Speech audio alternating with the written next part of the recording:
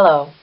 This presentation is on the Digital Library of Children's Book Illustrators by Jillian Hayes, Jennifer Hunt, and Rhea Shelton for LIS563 Spring 2015. In this presentation, we will first introduce our purpose, intent, goal, and the background of our idea for this library.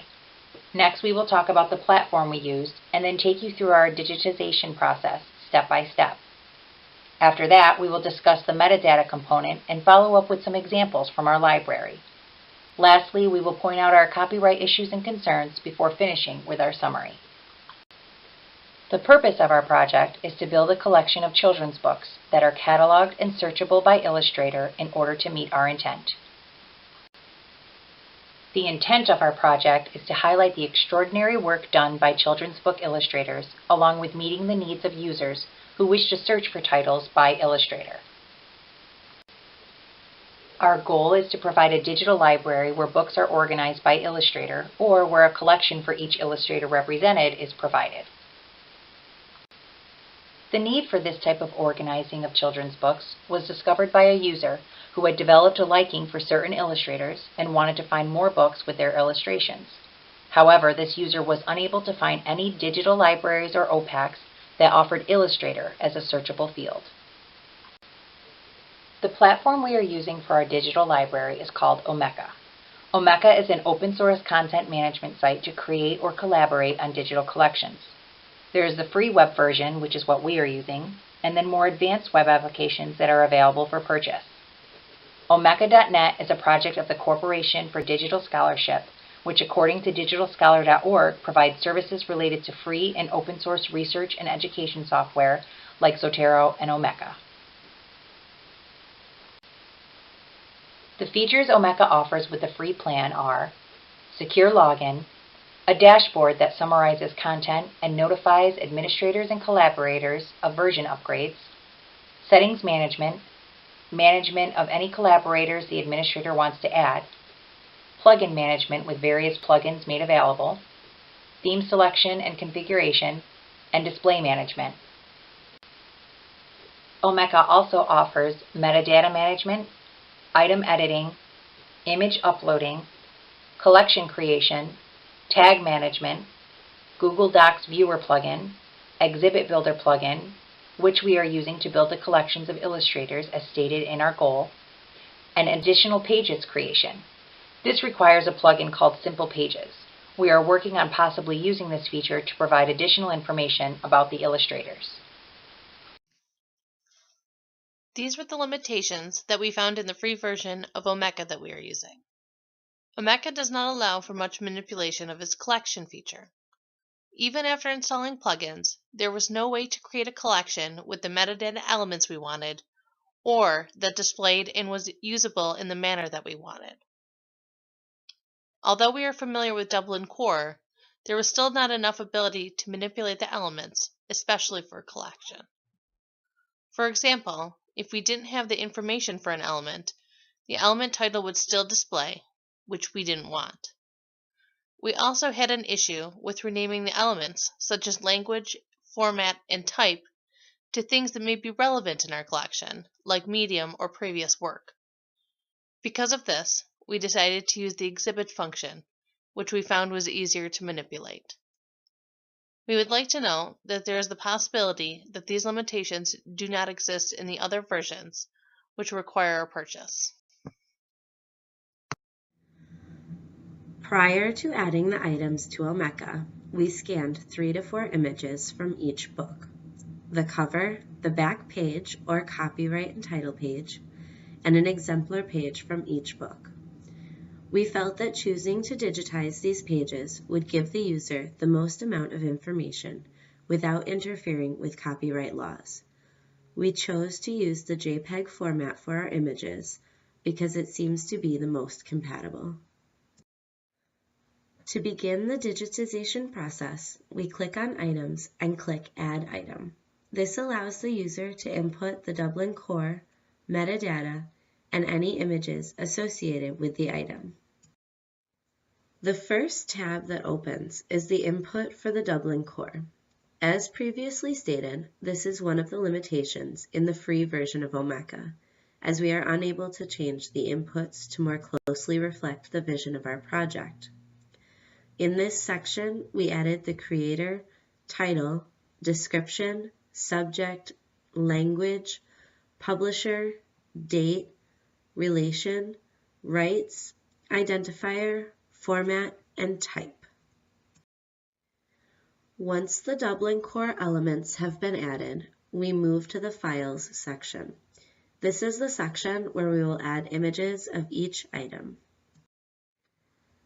First, we click Choose File, which opens a separate window to browse our computer for the image. Once we have selected the file, we can add other images. For each book, we selected 3 to 4 images. In order to add the additional images, we simply click on Add Another File and go through the same process. Each add file will show in a list format below the prior added file.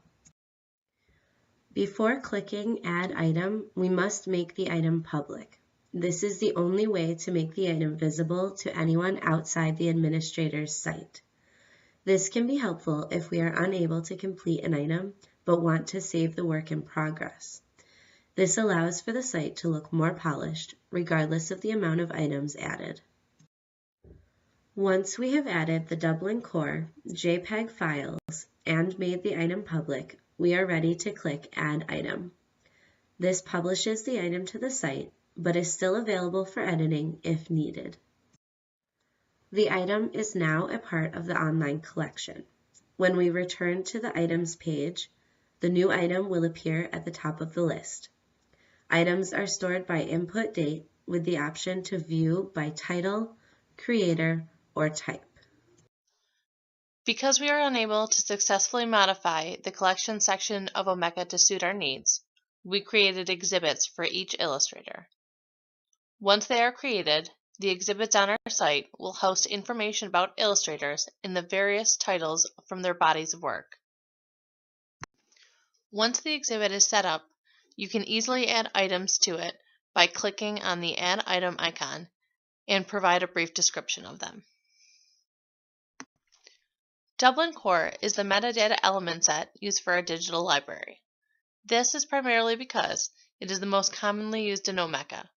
It is also because, as a group, it is the set that we are most familiar and comfortable with. When deciding which metadata elements to use, we evaluated the items that we are adding to our collection to help us determine which elements best worked for our library and what we wanted to accomplish. We decided to use 12 elements for our metadata: creator, title, description, subject, language, publisher, date, relation, rights, identifier, format, and type.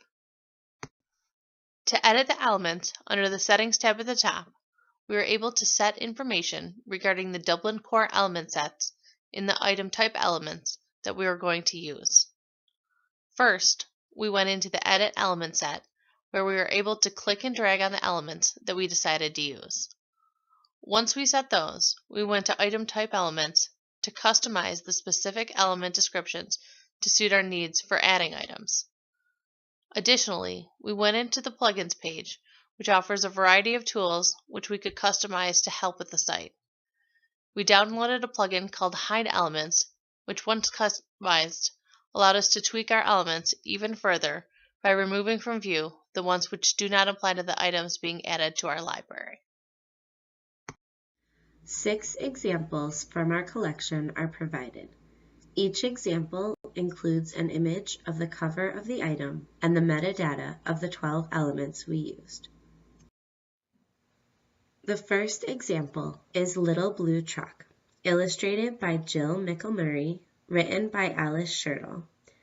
The Little Blue Truck teaches a big important dump truck the value of a few friendly beeps.